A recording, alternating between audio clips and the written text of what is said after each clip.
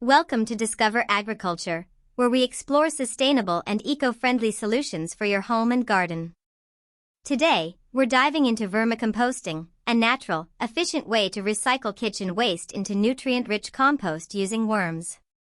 If you're looking for an easy, affordable way to enrich your soil and reduce waste, vermicomposting is the perfect solution. Let's break it down step by step so you can start your vermicomposting journey at home today. Before we begin, here's what you need to get started. A vermicomposting bin or a DIY container. Bedding material. Shredded newspaper, cardboard, dried leaves. Red worms. Commonly called red wigglers, the best type for composting. Organic waste. Fruit and vegetable scraps, coffee grounds, eggshells. A spray bottle for moisture control. If you're using a plastic bin, ensure it has small air holes for ventilation and drainage holes at the bottom to prevent water buildup. Line the bottom of your bin with a layer of bedding.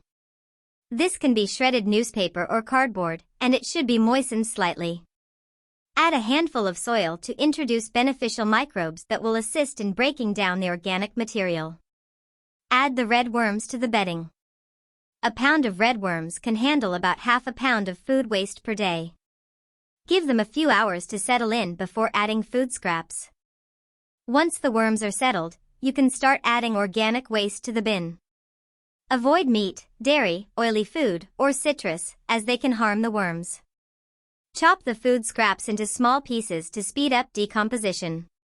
Spread them evenly on the bedding and lightly cover them with more bedding to reduce odors and pests.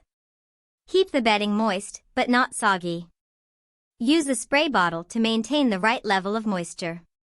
Every week, turn the compost gently to aerate it and allow for faster breakdown.